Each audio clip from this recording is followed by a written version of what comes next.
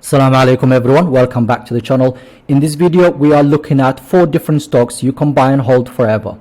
If you own these companies in your portfolio, you will sleep well at night and not worry about what the stock market is doing. They have reported their earnings recently, so we're going to look at that first. We're going to start with that. We're then going to look at the financials and the future of this company and whether it's a profitable company or so. Then we're going to look at whether it's overvalued, undervalued, and finally we're going to check if they do pay dividend. We will look at how safe that dividend is and what that means. Okay, so that's the first thing we're going to do. So we've got 4 different companies to look at, so probably about 15-minute video. I don't know how long it's going to take, but let's go and get started. So the first company that we're looking at today is 3M.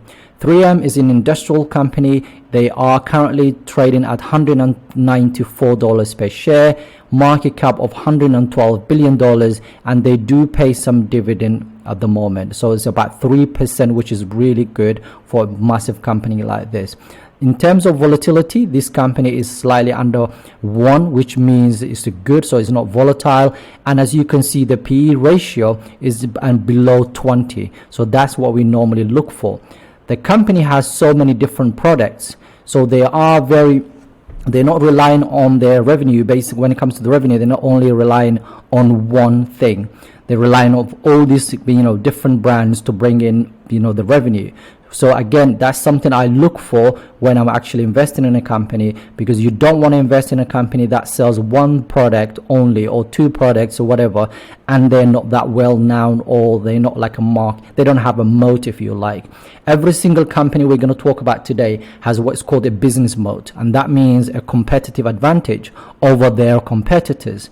And that's something that you need to look for when you're actually investing in a company. You also need to make sure the companies are blue chip and obviously making profitable, making free cash flow and all that stuff, which is something that we are looking at today. So recently the company has actually released their earnings, and what I want to show you is they have 4 different sectors, or 4 different groups, if you like. So safety and industrials were up when it comes to operating margins, which is very important. It's 22%. 22% for transportation electronics, healthcare 25%, and then 21% for consumer. Now this to me means the company is heading the right direction, and that's all I need to see. And when it comes to overall, so the other thing we need to now look at, that's just based on this quarter. Okay, so you then need to look at how this company has been performing over the last few years, and that's looking at their financials. When you look at the financials, you need to look at income statement. And as you can see, 2017 all the way to 2020 is basically on Yahoo Finance. So as you can see, what you need to look for is growing revenue, top line revenue. You want to see this growing. Okay, then you need to look at how much of that money they're spending, obviously how much they're spending to actually generate this. Okay, then the gross profit. Okay, and this is important. And as you can see, there was a drop on in 2019, and then it went up again 2020, and currently as things stand for the last 12 months or trailing 12 months is going up again. So this is heading the right direction. The recent quarter has been absolutely brilliant. Okay, so the next thing we're going to look at in this section is the nope, we're not going to look at anything in here, because the net profit, in fact, let me just stop. Yeah, there we go. Net income, just give me 1 sec. Yeah, so this is what I was looking for. Total operating income as reported is obviously, so it's gone down a little bit there, and then it's gone back again, and it looks like it's going up again, so which is very good. So that's kind of linked to what is going on in here. Then you need to look at the balance sheet. So the balance sheet is basically where you will find out whether this company has any debt, and if they are basically can't pay their debt and so on. So one thing we look at for is the current assets. So we're looking for current assets growing, and even if it's not growing, it's still fine. Okay, as long as this covers the current liabilities. So the current liabilities is what the company needs to pay off. Basically, if the company goes down tomorrow, then can they actually pay this? Because this is a short-term debt that the company needs to pay, and this is the money they use to pay this off. So you just need to make sure current assets is higher than current liabilities, so it can cover that debt. Okay, and as you can see, it absolutely covers. So basically almost 8 billion, and you've got here current assets of almost 15 billion dollars. So excellent. So that's again another good sign. The company is basically heading the right direction. And final thing I'm going to look at in here is this line here, free cash flow. So this is basically the free cash flow the company uses to pay dividend, to buy back shares and all that stuff. And again, as you can see, it's actually heading the right direction, basically in the last 5 years. So final thing I want to go back to. So the final thing I wanted to go back to is this shared issued. So this is where some companies will actually sell more shares, so they then each share becomes worth less and less basically. But as you can see with 3M, it has stayed the same over the last few years, and again, that's perfect. Right, so when we look at what the analyst is saying at the moment, especially in terms of the growth estimate, so this is what they think next 5 years, okay, the company will be growing about 9%, okay, which is absolutely brilliant to see. Obviously you want to see this higher, but you don't want to see anything like 5%. If you see 5%, you're probably talking about the some of the older companies that are not making a lot of profit. So at the moment 9% is absolutely perfect. And obviously, as you can see, the last 5 years is basically been about 6%. So this is higher than obviously last 5 years. So that means the company is heading the right direction. So that's 3M. So the final thing we're going to look at for 3M is whether it's overvalued, undervalued. And as you can see at the moment is fair valued will be 195. Last time it was close to 194. So it's exactly for fair valued at the moment. Obviously, you need a profit, safety margin of safety just in case anything happens. So maybe your safety will be about 5% of that price if that's what you want. Final thing we're going to look at for 3M is the dividend safety. So they do pay 3% of dividends, and 75 is very safe. So that's all we need to know for that. Right, so the next company we're looking at is Johnson & Johnson. This is by far one of my favorite. It's probably there's 3 companies I absolutely love, and this is probably the second best company that I absolutely adore. And the reason for that is a huge company, $472 billion company, currently trading $179 per share. They do pay 2.3 dividend. That's about $4.24 per share that you own of this company. When it comes to beta, it's actually quite low, which is great to see. PE is not that, it's not too cheap at the moment, but we'll look at that in a second when we look at a bit more details of this company. Right, so the company has loads of different products, and they have products in the consumer health products, and they have medical devices, they have pharmaceutical products as well. So all of these different brands that you see, they own it. And as you can see, the recent quarter, everything was absolutely up and head in the right directions. So I went through this and I was really happy with what I have seen. This company is absolutely consistent, even though their current COVID vaccine hasn't been as great as it should have been. Okay, they have a couple of hiccups here and there. That itself have not it hasn't affected them at all. So that's great to see as well. So let's have a look at the financials for this company first of all, and then we will talk about other things. Right, so looking at their financials, as you can see, it's heading the right directions. So from $76 billion to $89 billion in the last 12 months. And then you can see, so trailing 12 months is basically $89 billion. Now, as you can see, their profit margins is absolutely huge, from $51 billion to 54 and a half, 54 again, and then 59 basically in the next 12 months, which is absolutely brilliant to see. Now we're going to look at one of the things that I'm going to look at quickly is, and as you can see, their net income from $1.3 billion to $15 billion again. and then 14, and then 17 this year. There must have been some sort of accusation, because I don't know what's going on there, because it's a 1.3 to almost $15 billion. That's a massive jump from 2017 to 2018. So the company must have bought another company, something else must have happened. Maybe we'll look into that a bit more detailed. Now when we look at the balance sheet, then again what you're looking for is the current assets. Okay, first of all, so you can see that's growing in the right directions. And when you look at their liabilities, you're looking for the current liabilities, and you want to see if the current assets cover current liabilities. And as you can see, they've got $51 billion against $52 billion, which is brilliant to see. Final thing we're going to see here is their share issuing. Are they issuing more shares? The answer is absolutely no. That is consistent and stayed in the same direction, which is great. In fact, they'll buy back a lot of their shares, which is nice to see.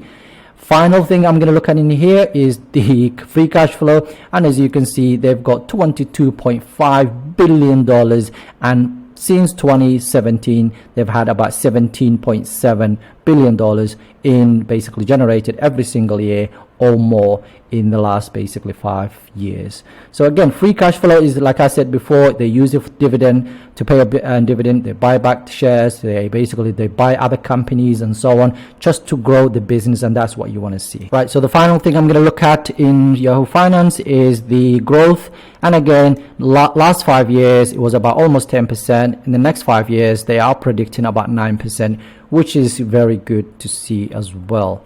Now Johnson & Johnson is currently, if you look at the Morningstar, it's kind of fair valued at the moment. So 179 was closing, 165, so it's slightly overvalued in terms of when it comes to fair value. So if you see a drop, you might get it. You can, if you own the shares already like I am, then you could still buy it, because if you dollar average it, some days is up, some days is down. Obviously over long period of time, or maybe 5 to 10 years, that wouldn't really matter so much. Final thing for Johnson & Johnson, there is a very, very safe. 99 is the highest that you can get, and that is very safe.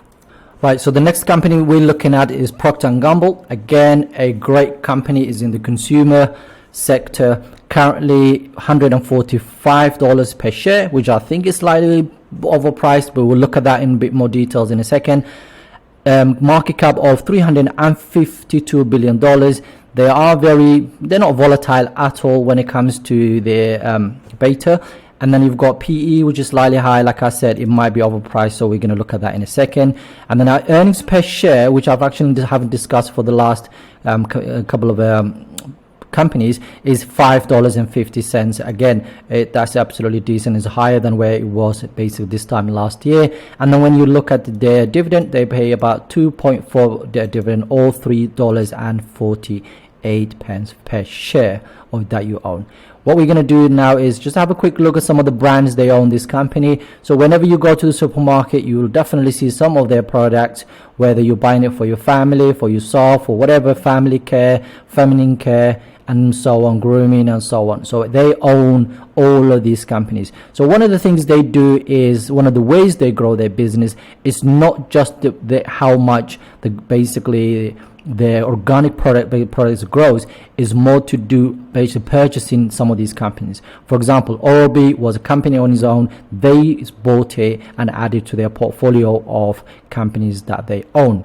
In the last couple of years, I mean, one of the things I wanted to show you is the financials. And when you look at the financials, they have been absolutely consistent. So when you look at their total revenue for the last 5 years, so $66.8 billion, 67, so there was a drop there, then 70, almost 71 there, then 76, and then it looks like it's basically, oh, that's the trailing 12 months, so that's fine.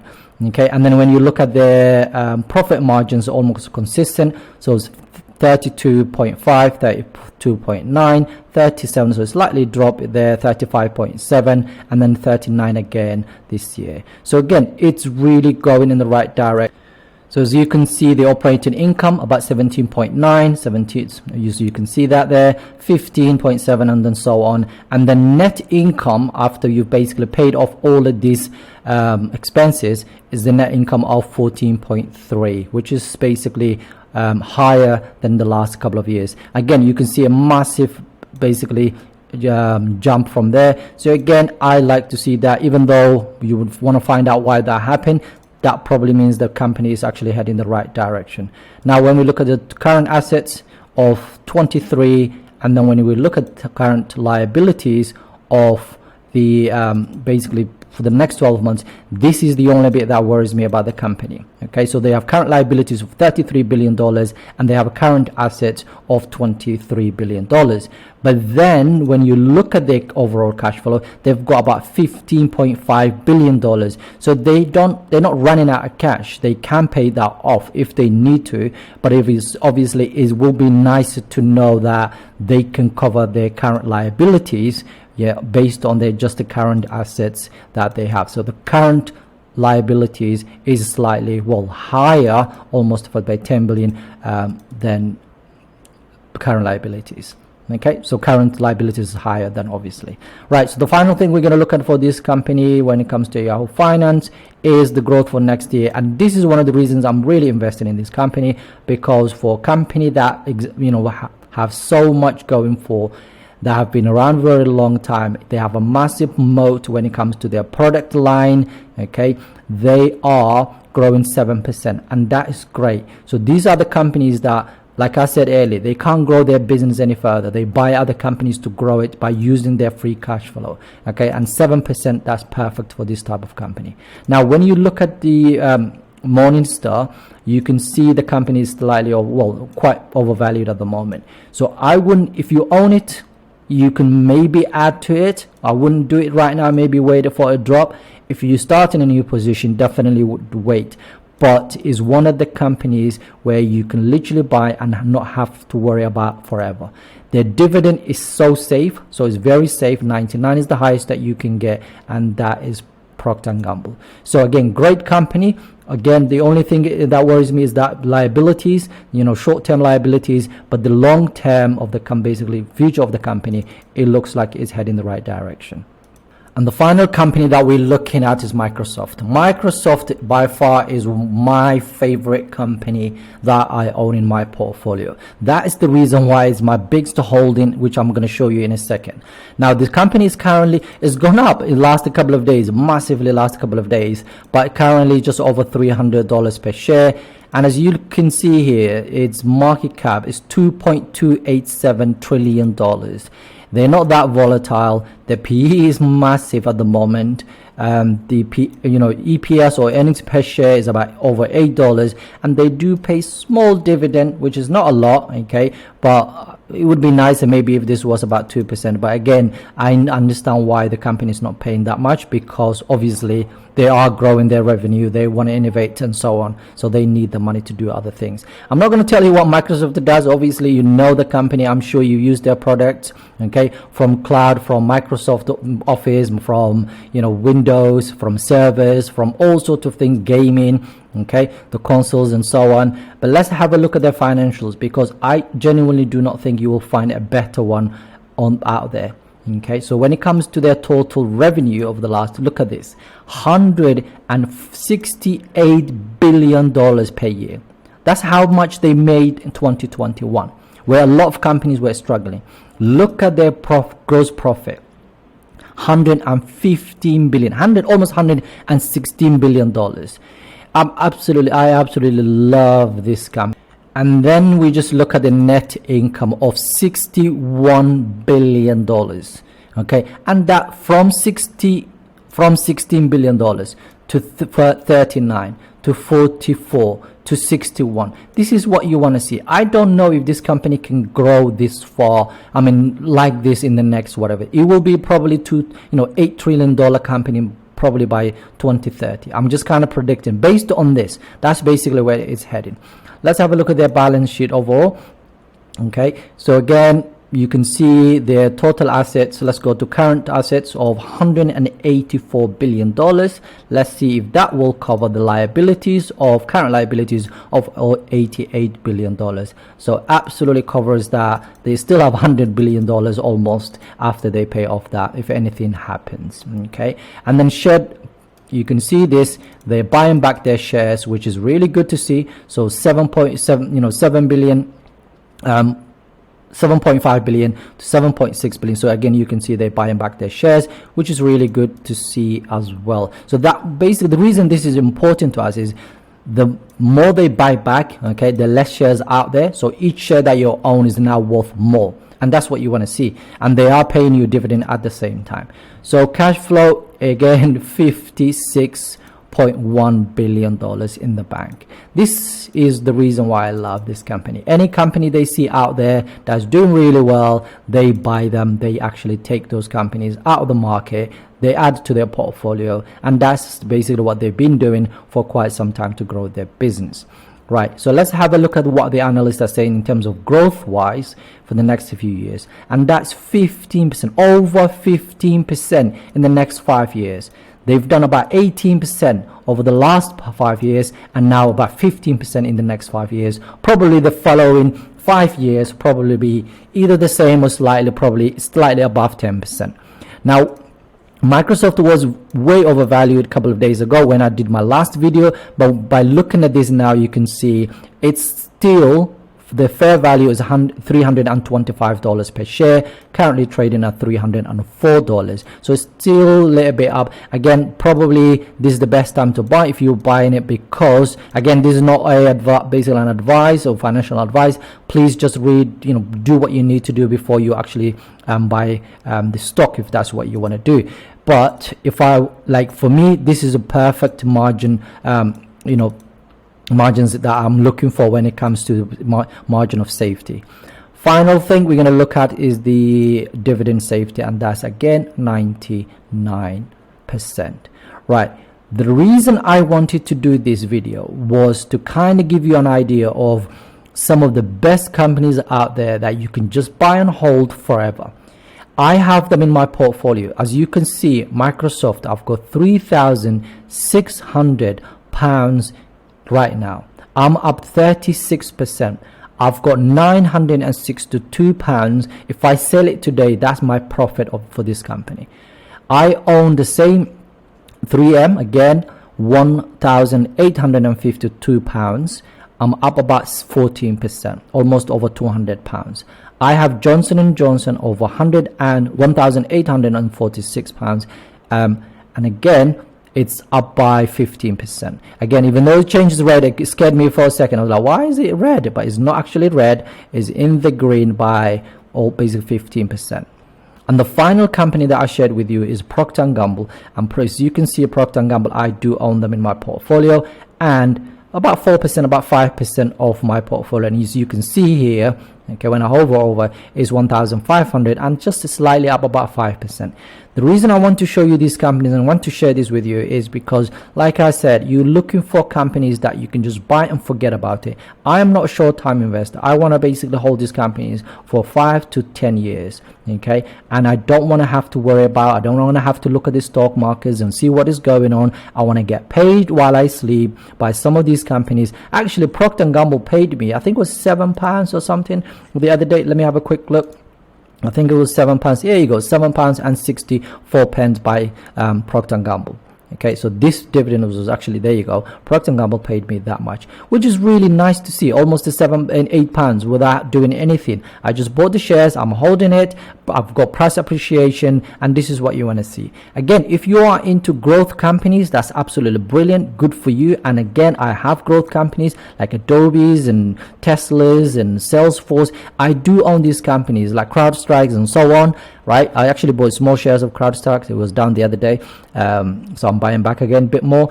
So again, the reason I'm saying this to you is it's good to own these basically blue chip companies and obviously mix it with the smaller companies that you know. But your portfolio, if you are my age, was what, 33, 34 years of age, again, this basically is the kind of thing that you should be doing. And if you want to, companies that are high growth companies, that's absolutely fine, but have a balanced portfolio. Don't put all your eggs in one basket. That's what I'm trying to say. If you're investing in the Cathy Wood's companies that are not making profit at the moment, then you need to have the stomach for that. And if that's what you sign up for, that's absolutely brilliant. That's fine, go for it, but at least you know the risk that you're taking. But I like to invest in these companies because I'm investing it for the the next 10 years. Inshallah, see what happens.